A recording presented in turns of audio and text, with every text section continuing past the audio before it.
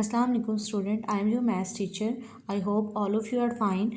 Today the date is 14 September 2020 and the day is Monday. Today we will discuss our chapter number 9 and exercise 9. So let's open page number 142. On page number 142, exercise 9, the question 1 is write an equation for each of the following statement. इस question में हमें ये करना है कि जो भी हमें गिवन इक्वेशन है, जो भी हमें गिवन स्टेटमेंट है, उससे हमें एक अलजेब्रिक इक्वेशन बनानी है. इसका फर्स्ट पार्ट है अ नंबर इंक्रीज्ड बाय 5 इज़ 12. अब इस इक्वेशन में हमें नंबर नहीं पता, so let's suppose number is x. Okay, a number increased by 5 means जो भी नंबर होगा वो इंक्रीज यानी उसमें बढ़ रहा होगा 5. ठीक है, उसमें 5 नंबर्स जो होंगे वो ऐड होंगे. तो जो हमें नंबर नहीं पता उसके लिए हम करते हैं let x is a number. So the equation is x plus 5 is 12. A number increased by 5 is 12 mean number is x increased by 5 means plus 5 is 12 means equal to 12. Okay, move to the next. The next statement is twice a number decreased by 3 is 15. Twice a number decreased by 3 is 15. Okay, again let x is a number and twice mean 2x.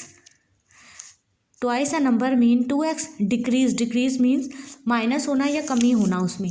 ठीक है, 2x minus 3 decrease by 3 means minus 3 is 15 equal to 15.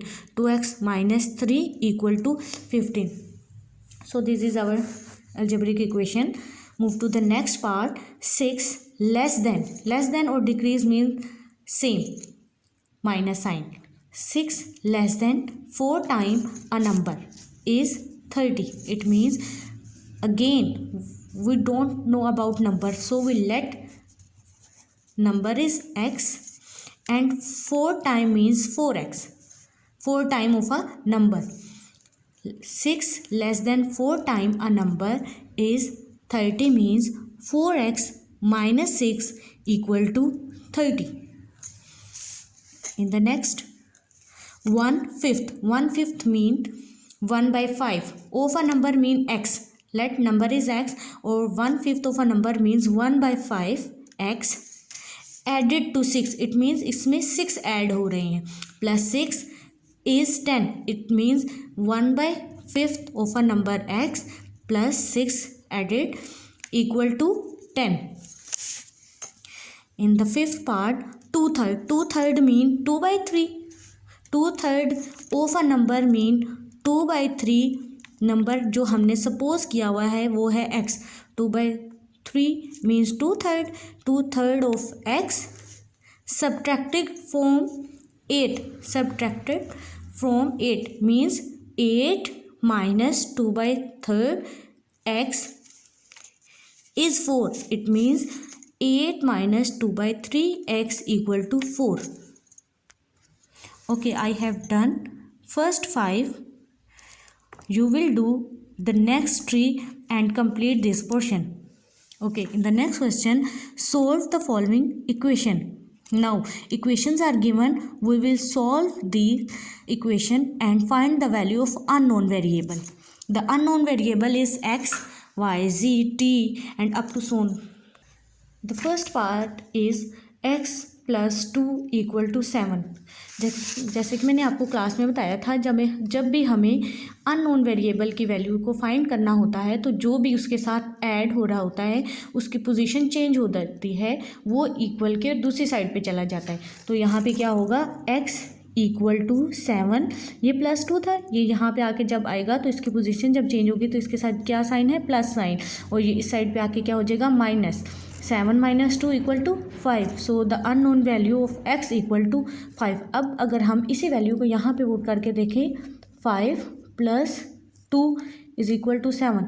Is it right? और it means ये जो हमने value calculate की है ये हमारी बिल्कुल ठीक है, क्योंकि 5 में 2 जब ऐड होते हैं तो वो 7 ही होता है. इसी क्वेश्चन के जो हमारी एक्सरसाइज में गिवन है ये अब हम सेकंड पार्ट करने जा रहे हैं। सेकंड पार्ट में क्या गिवन है हमारे पास 3x - 1 = 23। प्रीवियस क्वेश्चन में हमें x पहले से ही सेपरेट दिया हुआ था। इस क्वेश्चन में हमारे पास x के साथ एक वैल्यू 3 भी है। चलें अब देखते हैं। सबसे पहले तो हमें जो भी यहाँ पे जो एक वैल्यू होती है x के वैल्यू को छोड़ के जो भी हमारे पास यहाँ वैल्यू होते हैं, चाहे वो एडिशन की हो या सब्ट्रैक्शन की, उस सबसे पहले हमें उसको मूव करना होता है। तो हम 3x एज इट इज़ लिखेंगे = 23। अब ये -1 था तो ये इसकी जब इक्वल से उस साइड पे जाएगा इसकी पोजीशन चेंज होगी, तो ये यहाँ से -1 इधर आके क्या हो जाएगा +1। 23 + 1 = 24 and 3x as it is here. So हमने क्या करना होता है कि हमें जस्ट x की वैल्यू को फाइंड आउट करना होता है। तो इसलिए हम क्या करेंगे, इस 3x को हटाने के लिए हम दोनों साइड पे 3 की वैल्यू डिवाइड कर देंगे। जैसे हम टेबल्स की कटिंग करते हैं 2 और 2 हो तो ऐसे हम ऊपर नीचे काट देते हैं। इट मीन्स हमारे पास एक जो 3 था वो हमें गिवन है। इट मीन्स कि इसके नीचे अगर एक 3 हो तो वो कट हो सकता है। इसलिए हम क्या करेंगे, दोनों साइड पे जो चीज़ यहाँ अप्लाई करते हैं वही चीज़ हमें इक्वल के दूसरी साइड पे भी अप्लाई करनी होती है। तो जब हम यहाँ 3 लगाएंगे तो इसलिए हमें यहाँ पे भी एक 3 लगाना होगा। इस 3 और इस 3 की कटिंग हो जाएगी जिसकी वजह से ये x सेपरेट हो जाएगा। और यहाँ पे देखें यहाँ क्या हो रहा है, 3 और 24 की दोनों एक ही टेबल में आते हैं ना। 3 × 1 = 3 एंड 3 × 8 = 24। सो x की वैल्यू क्या हो जाएगी 8। इसी तरह क्वेश्चन नंबर इसी का जो पार्ट 3 है वो ये है 5x + 7 = 2 × x + 2। अब यहाँ पे ये चेंज है कि यहाँ पे तो ठीक है वैल्यूज़ जैसे हमने पीछे वाले क्वेश्चन में देखी थी एज इट इज़ हैं कुछ ऐसी वैल्यूज़, सेम तो नहीं, बस x के साथ भी एक वैल्यू है और प्लस में भी है। अब यहाँ पे ये चेंज है कि हमारे पास एक ब्रैकेट भी आ गया और उसके बाहर एक नंबर भी है। तो हम क्या करेंगे, यहाँ की जो वैल्यूज़ है एज इट इज़ नीचे उतार देंगे और यहाँ पे क्या है कि हम जो भी ब्रैकेट के बाहर नंबर होगा उसको इनसाइड ब्रैकेट में जितने भी हमारे नंबर होंगे उनके साथ मल्टीप्लाई करवा देंगे। तो 2 × x means 2x plus sign and 2 × 2 = 4। यहाँ पे ये आ जाएगा। अब हम क्या करेंगे इस स्टेप में, जब यहाँ पे 5x + 7 = 2x + 4, अब हम क्या करेंगे, हमें x की वैल्यूज़ को एक साइड पे करना होगा और जो हमारी यानी वेरिएबल से रिलेटेड हमारी वैल्यूज़ एक साइड पे आ जाएंगे और जो हमारी कांस्टेंट जो फिक्स वैल्यूज़ है उनको हम एक साइड पे कर देंगे। तो 5x यहीं पे ही था और ये 2x जब अपनी पोजीशन चेंज करेगा ये इक्वल के इस साइड पे है, जब ये 5x के पास मूव करेगा तो ये +2 है, ये यहाँ पे आके -2 हो जाएगा। इक्वल टू ये यहाँ पे 4 था, ये एज इट इज़ मैंने यहाँ लिख दिया। ये +7 अब अपनी मूवमेंट करेगा तो ये क्या है +7, जब ये इक्वल के उस साइड पे जाएगा तो ये +7 से -7 में चेंज हो जाएगा। 5x - 2x it means +5x। यहाँ कोई साइन नहीं है तो इसका मतलब ये है कि यहाँ पे प्लस है, plus minus minus 5x - 2x 3x हो जाएगा। यहाँ पे जो हमारी वैल्यू है वो है 4 - 7। यहाँ पे इन दो वैल्यूज़ को अगर हम माइनस करें तो 5 - 2 3 और बड़ी वैल्यू का साइन जो पॉजिटिव है वही इसके साथ आया है। इक्वल के इस साइड पे देखो तो प्लस माइनस माइनस दोनों वैल्यू को माइनस करें तो क्या आता है 3 और बड़ी वैल्यू का साइन है माइनस साइन, तो that's why we write here minus sign. Okay, similarly previous case की तरह हमारे पास यहाँ पे भी एक वैल्यू आ गई x के साथ, तो इसको हटाने के लिए ये 3 इट मीन्स कि हमें एक नीचे भी 3 हो तो ही ये कैंसिल आउट होगा। That's why we write here 3 and 3 hair.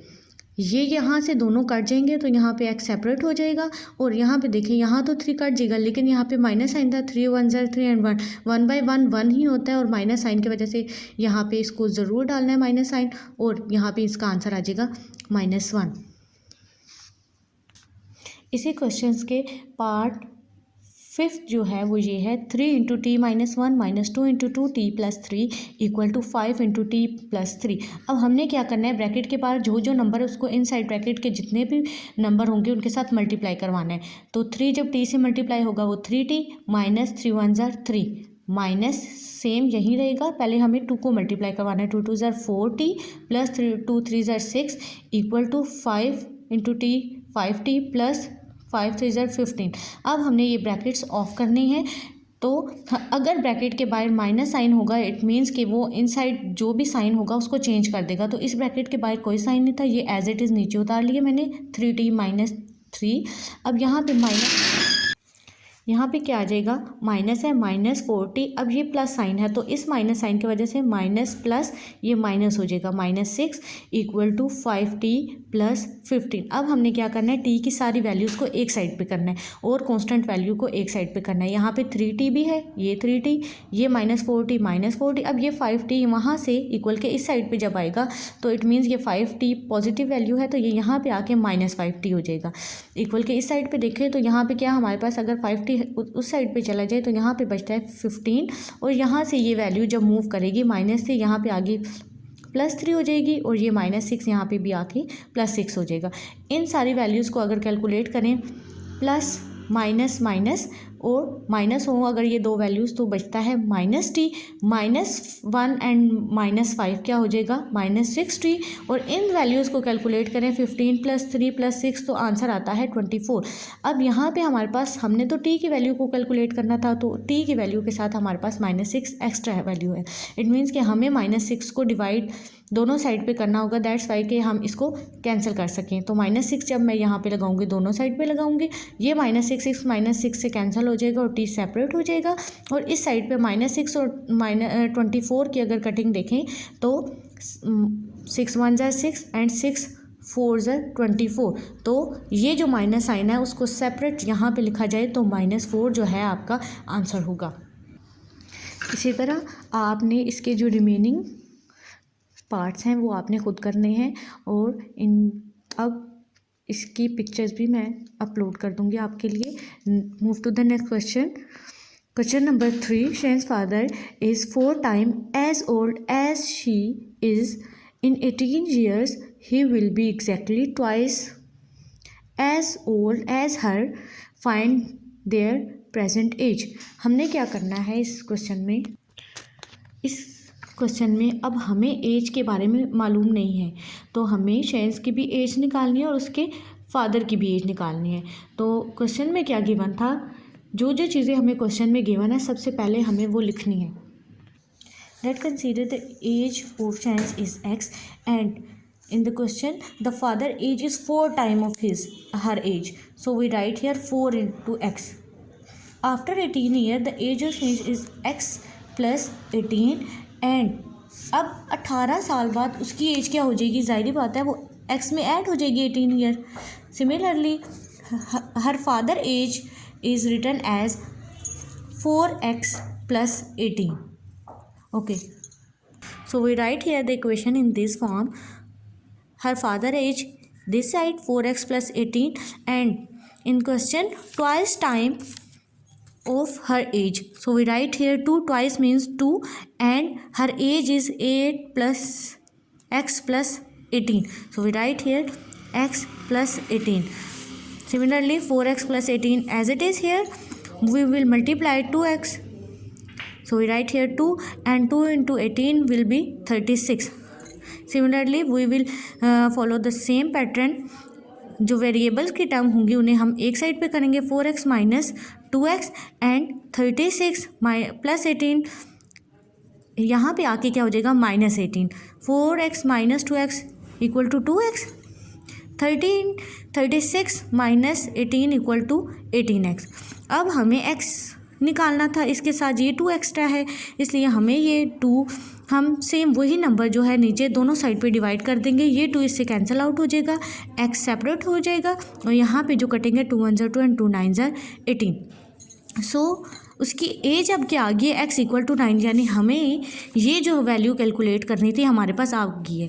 अब हमें इसकी फादर की एज निकालनी है, तो फादर की एज जो थी वो 4 टाइम इसकी एज थी तो वो क्या आएगी 4x। तो हम लिख देंगे 4x = 9, 4 into 9, so the age of her father is 4 9 = 36। तो उसके फादर की एज क्या हो जाएगी 36 और उसकी अपनी एज जो होगी वो 9 होगी। Thank you. आपने क्वेश्चन जो है नंबर 1 उसके तमाम पार्ट, क्वेश्चन नंबर 2 इसके सारे पार्ट्स और क्वेश्चन नंबर 3 जो है अपनी नोटबुक पे नीट एंड क्लीन काम करना है।